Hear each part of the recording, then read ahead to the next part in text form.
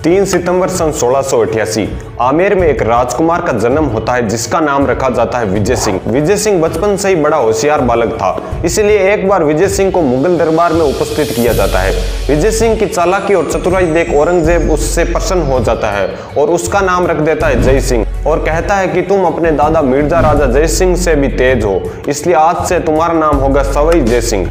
अब इस बालक का नाम विजय सिंह से हटकर हो जाता है सवाई जय सिंह। तो आगे सवाई जय सिंह के जीवन में क्या क्या चुनौतियां आई, उन्होंने कौन कौन से अभियान किए, इस वीडियो में हम चर्चा करते हैं और यह भी चर्चा करेंगे कि उन्होंने किस तरह अश्वमेध का यज्ञ किया। तो चलिए दोस्तों इस वीडियो को शुरू करते हैं। दोस्तों सवाई जय सिंह के पिता का नाम था बिशन सिंह। तो 1700 ईस्वी के अंदर बिशन सिंह की मृत्यु हो जाती है और 12 साल के सवाई जय सिंह को आमेर की गद्दी पर बैठाया जाता है। वो केवल 12 साल का ही था कि औरंगजेब के दक्षिण से बुलावा आता है कि दक्षिण में आओ और मेरी मदद करो। 12 साल का यह बालक इतना समझदार होता है कि ये अच्छी तरीके से जानता है कि आमेर राज्य का विकास क्यों नहीं हो पा रहा है, क्योंकि यहाँ के जितने भी शासक हुए उन्होंने मुगल अभियानों के अंदर भाग लिए जिससे वो आमेर में उपस्थित नहीं हो सके। इस वजह से आमेर के जो स्थानीय सामंत थे उनका प्रभाव आमेर में बढ़ता चला गया।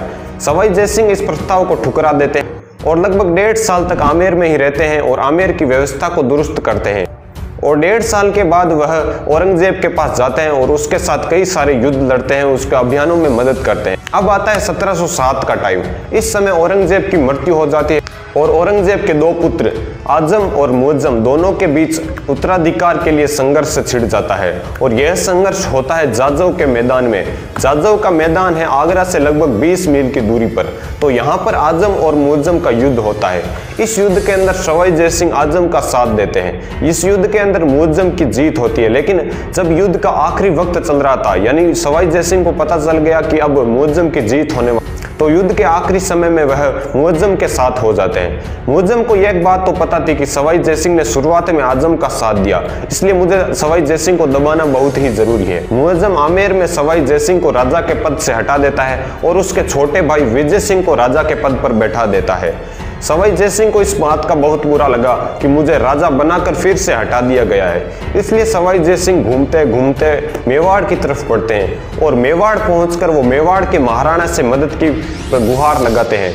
मेवाड़ के महाराणा उन्हें मदद के लिए स्वीकार कर देते हैं, लेकिन एक शर्त पर, और यह शर्त यह थी कि मेवाड़ के महाराणा अपनी पुत्री का विवाह सवाई जय सिंह से करवाएंगे और उनसे जो पुत्र उत्पन्न होगा वही अगला आमेर का शासक बनेगा।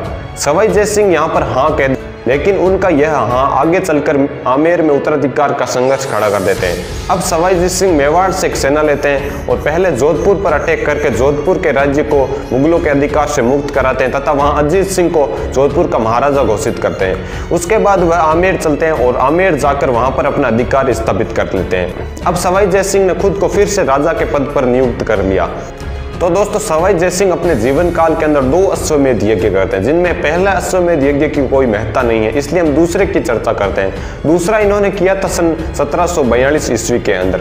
1742 ईस्वी के अंदर इन्होंने अपना अश्व छोड़ दिया था और यह अश्व जाकर दौसा के एक ठाकुर होते हैं जिनका नाम होता है दीप सिंह कुंभाणी, और दीप सिंह कुंभाणी इस अश्व को पकड़ लेते हैं और सवाई जय सिंह को चुनौती दे देते हैं। सवाई जय सिंह अपनी सेना के साथ दीप सिंह कुंभाणी पर अटैक करते हैं और अटैक कर दीप सिंह कुंभाणी को परास्त कर अपना अश्व छुड़ा लेते हैं। दोस्तों इतने महान थे हमारे सवाई जय सिंह जिनके बारे में एक वीडियो में बता पाना नामुमकिन है, इसलिए हम आगे भी वीडियो बनाने का प्रयास करेंगे कि सवाई जय सिंह के बारे में आपको अधिक से अधिक जानकारी उपलब्ध कराई जा सके।